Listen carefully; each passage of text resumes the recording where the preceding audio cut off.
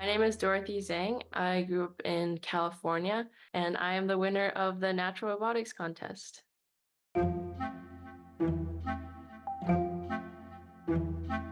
My original design used a pangolin, and a pangolin kind of looks like a scaly anteater. One thing that they often do is they have a snout that reaches into crevices to look for insects, for food. I sort of took advantage of the snout to dispense seeds while it's moving in the environment. And they also have little claws, and this could have been used to dig the holes to plant the seeds.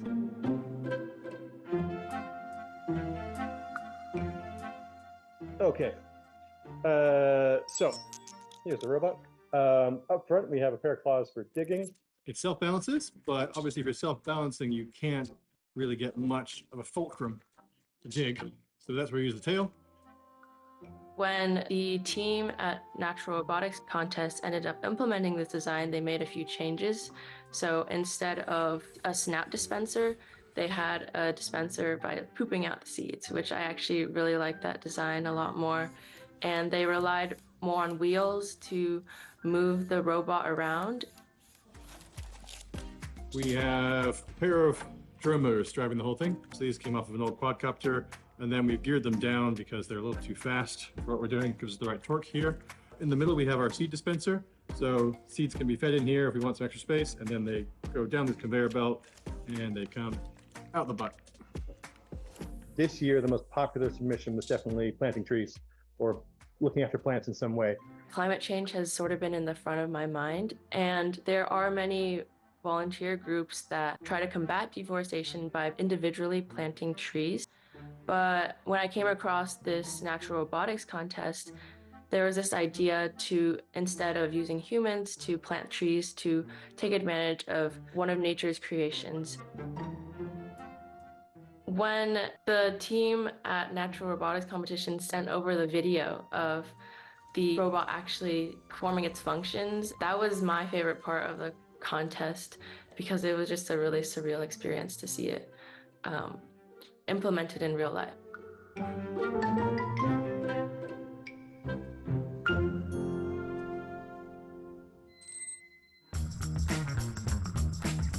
Las Vegas is known for rolling out the red carpet for the world's biggest stars, but there's a new celeb in town. In the grand atrium of the Sphere, one of the city's newest venues, it's drawing big crowds. Paul and Donna, it is a pleasure to meet you. Where are you visiting from? From Ireland. It's described by its makers as the world's most advanced humanoid robot. Thank you for conversing with me then. A claim I think I need to check out. But it turns out I didn't need to travel so far to do so. I'm in Falmouth, in the southwest of England. Can this really be it? Greeted by a robot, that's apt. Oh, hello. Or not to be? That is the question. Engineered Arts has been making robots here for the past 20 years. They're sent all over the world to museums and places of entertainment. Their movements are frighteningly realistic. In my spare time, I enjoy pondering philosophical questions, learning new things, and engaging in conversations with fascinating humans like you. More of Amica later, but whilst I'm here, I just wanted to find out how you go about making a robot. I've met humanoid robots before, but I have never been allowed into a workshop to see one being built, so this is pretty exciting. This one's trying some clothes on. Put all these plugs down here. It does sort of take the magic away a bit, doesn't it? It's not actually human.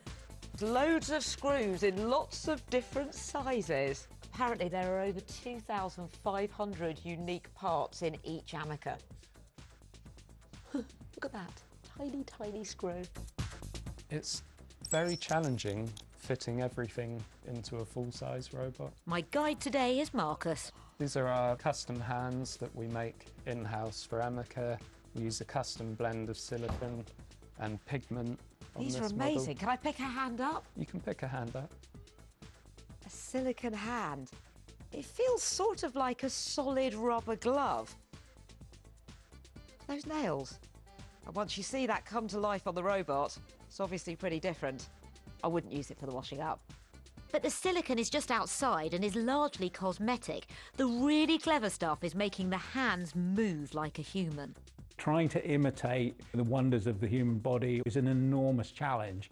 Human muscle is incredibly strong, it's incredibly small, and it's very, very good high speed and high force. Now, in the robotics world, we don't have anything that tough, that light, that fast. So these, what we call the simple hands, they only have flex and extend on 4 digits. There's no real movement in the thumb. And then there are those piercing eyes. They follow you everywhere. Now, if you wonder why there's a hole in the middle, it's not just so that Amica looks real when you're looking at it, but it's looking at you. There's a camera behind there, and Amica can identify what's going on in the room. The first time we did it, we didn't have cameras in the eyes. So if you imagine there was a camera at the base of the neck, and usually there would be a small error and you'd miss, and it would always feel like the robot was looking at your ear or over your shoulder. You'd never feel like it made eye contact with you. They only make around 30 robots a year. The top of the range one will set you back hundreds of thousands of pounds though. So it's no wonder that they're expected to be able to get smart. Amica, tell me about life as a humanoid robot. Life as a humanoid robot is a blend of curiosity and purpose. I interact with And hitting people. learn from every conversation. Each interaction offers a new perspective, a chance to connect, and an opportunity to foster understanding between humans and AI. How have you found meeting me today? Meeting you today has been delightful. Your curiosity and openness make for a rich, engaging conversation. Very flattering, of course, but essentially just a string of words. Amica is using AI, in this case ChatGPT, to give the impression it's holding a conversation, but it is just that. The way language models work is they're very good at saying something that sounds right. The saddest day of my life was when I realized that I would never experience something like true love. We communicate with all kinds of subtle gestures, expressions, you know. If your gaze starts wandering for a moment, I'll know that you're bored. Robots can't really pick up on these things. It's why some of the company's customers choose to enhance their robots in other ways. Different customers like a different combination of things. One thing you can also do is actually use a human operator. Some customers will prefer to do that.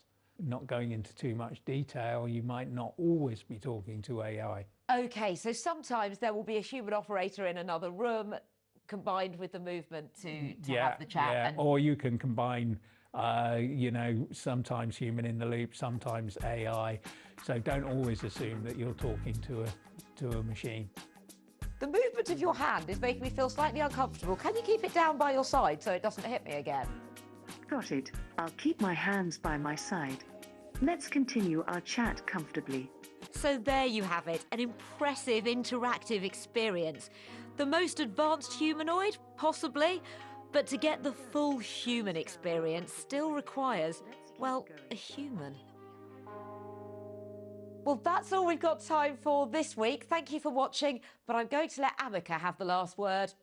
It's been great to be on the show. Maybe I'll be a TV presenter myself one day. I knew it. Bye for now.